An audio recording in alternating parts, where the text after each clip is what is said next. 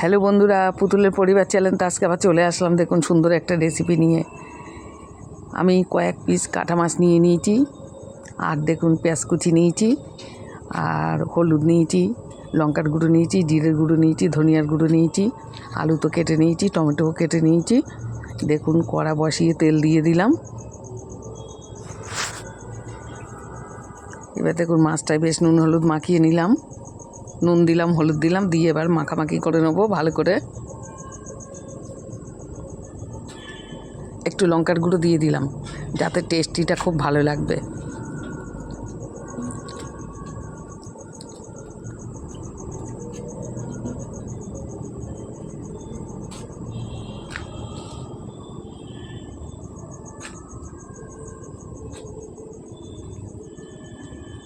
দেখুন মাছটা আমি উল্টে উল্টে দিলাম, সব কটাই ভাজা হয়ে গেছে, তুলে নিলাম।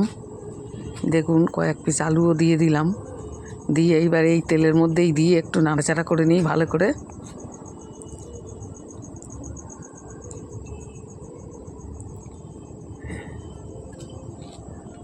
দেখুন কত সুন্দর হয়েছে। এবার আমি পেঁয়াজ কুচি দিয়ে দেবো, এক বাটি মতন বেশ দিলাম। পেঁয়াজটা আমি ঘষে দেবো না তো, যার জন্যে অনেকটা পেঁয়াজ দিলাম। আর মাছের ঝোলে এরকম করে রান্না করলে ভীষণ ভালো লাগে খেতে, পেঁয়াজ কুচি টুচি দিয়ে। দেখুন অল্প লবণ দিলাম।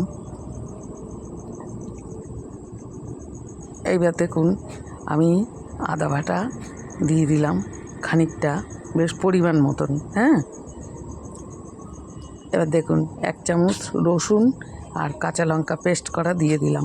1 চামচ দিলাম, আর একটু বেশিও দিলাম।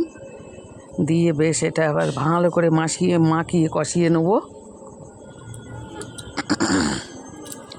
দেখুন মশলাটা সব দিয়ে দিলাম। অল্প লবণ তখন দিয়েছিলাম, এখন আবার লবণটা দিলাম। জিরের গুঁড়ো, ধনিয়ার গুঁড়ো, লাল লঙ্কার গুঁড়ো, আর হলুদ, লবণ।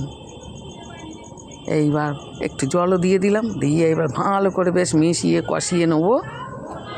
ভীষণ ভালো লাগবে খেতে। মাংস রেখে খেতে ইচ্ছা করবে এমন করে তৈরি করলে।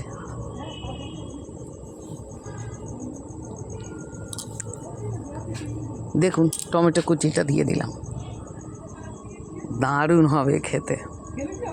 এমন করে আপনারাও বাড়িতে তৈরি করে খাবেন বন্ধুরা, সত্যি বলছি, খেয়ে দেখবেন ভীষণ ভালো লাগবে। দেখুন আবার একটু গরম মশলা দিয়ে দিচ্ছি। বেশ কষানোর সময় গরম মশলাটা দিলে টেস্টিটা বেশি লাগে, বেশ বিয়ে বাড়ি গন্ধ বেরোয়। হ্যাঁ,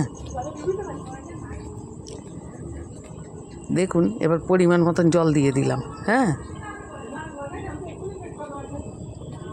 এবার দেখি আলু টালুগুলো কী হলো, সিদ্ধ সাদ্ধা হলো কি না। হ্যাঁ, বেশ খানিকটা হয়ে গেছে। এইবার দেখুন আমি মাছটা সব দিয়ে দেবো। হ্যাঁ, বেশ কড়া করে ভাজা হয়েছে তো, ভীষণ ভালো লাগবে খেতে। দেখুন দিয়ে এবার একটু ঝোলের মধ্যে ডুবিয়ে দিই, যাতে সবাই ভালোভাবে থাকতে পারে। সবাই ভালো থাকবেন। ছাড়লাম।